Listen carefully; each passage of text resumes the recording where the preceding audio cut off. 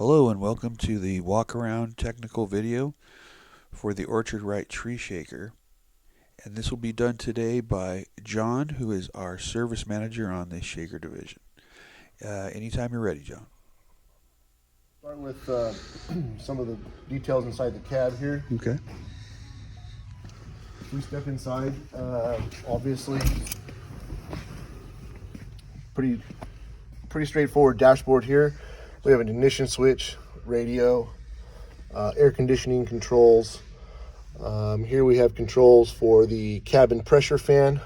In the cabin pressure fan, the purpose of that is to pull in fresh filtered air for the operator, and leaves the cab under a little bit of a pressure so that anywhere where dust might infiltrate, it's always going to be blowing air out. Switch for your work lights, outside work lights, switch for the interior light. Air conditioning registers, obviously. The joystick here with the legend here of what the functions are for each position. If we turn on the ignition, before we start the machine, to start the engine, we want to turn the ignition on and wait for the display to come up.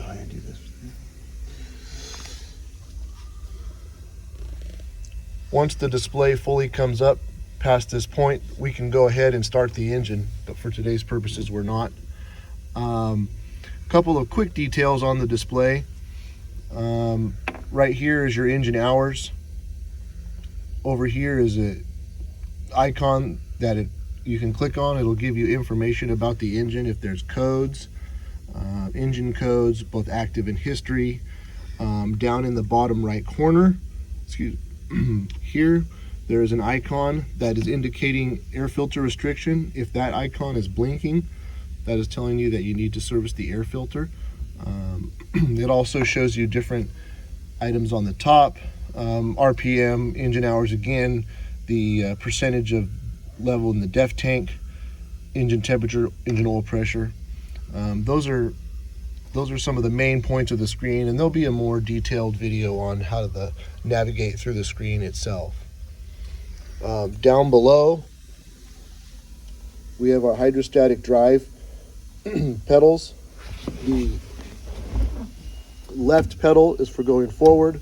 The right pedal is for going in reverse. Over here, there is a throttle pedal that can be used for the foot throttle if you have that option selected. Go ahead. The seat is fully adjustable. For position, you can adjust the back also. Behind the seat, you will notice there's the manual container that contains the manuals that have all the information, safety information, operation manuals for the machine and the engine. Behind this panel is where the hydraulic computer system is located, and some of the wiring junctions are behind there where they make their connections. Generally, in a new machine, you will find that what we call the pad wrench is located here inside the machine. Back here on the back wall of the machine is the machine serial number and model number.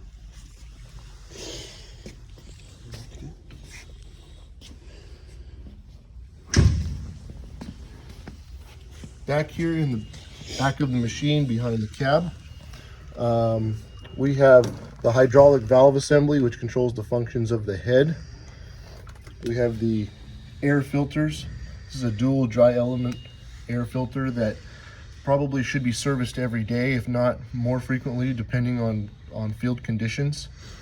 Down here, near the hydraulic valve, there is the clamp pressure adjustment. We do not recommend altering the adjustment after it's been set at the factory.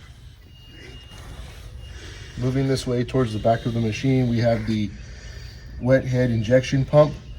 There is a small T-jet style sprayer orifice in here that'll control the flow of water to the head so that there's plenty to last throughout the day.